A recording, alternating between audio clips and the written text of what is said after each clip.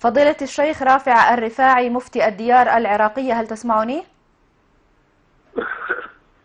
حياكم الله أختي الكريمة، بارك الله بكم. أهلا بك فضيلة الشيخ. بعد إعلان العلامة الشيخ عبد الملك السعدي النفير العام لنصرة الفلوجة، هل تعتقد بأن هناك تحرك باتجاه المنظمات العربية والإسلامية لنصرة السنة في العراق عامة وفي الفلوجة بشكل خاص؟ بسم الله الرحمن الرحيم، الحمد لله والصلاة والسلام على رسول الله وعلى آله وصحبه ومن والاه.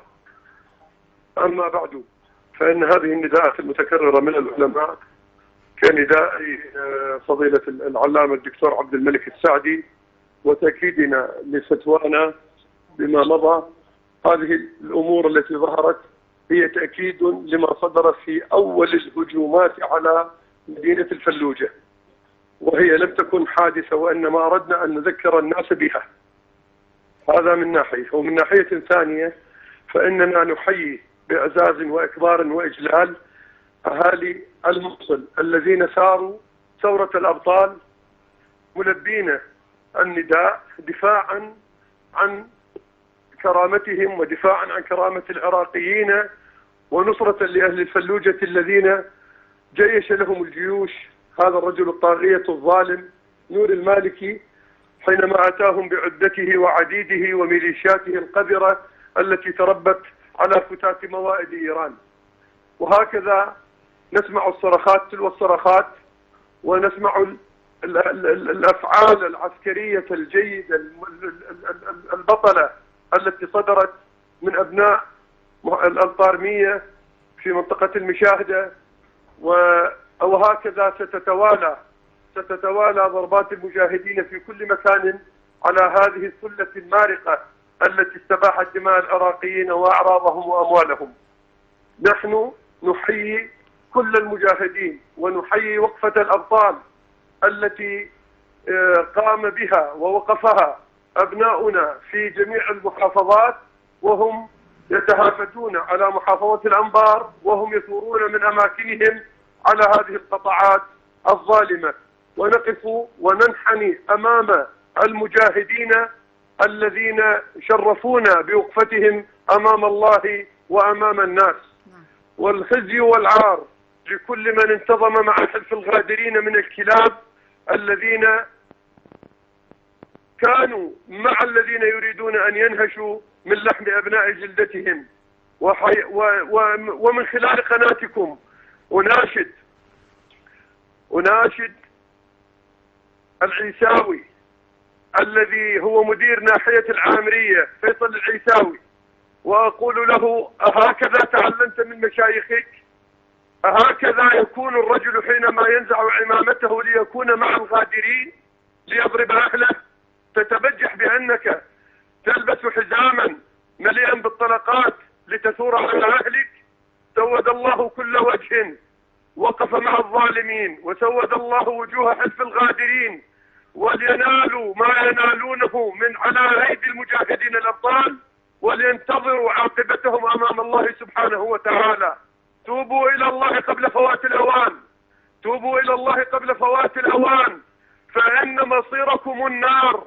هذه الزمرة المارقة التي تستهدف بيوت الله وتستهدف الأطفال وتستهدف النساء، إذا كنتم معهم فحسابكم عسير عند الله، لأن عقابكم سيكون ضعفين: خنتم أهلكم وخنتم وطنكم وخنتم شرفكم وكنتم مع الغادرين ضد أبناء جلدتكم.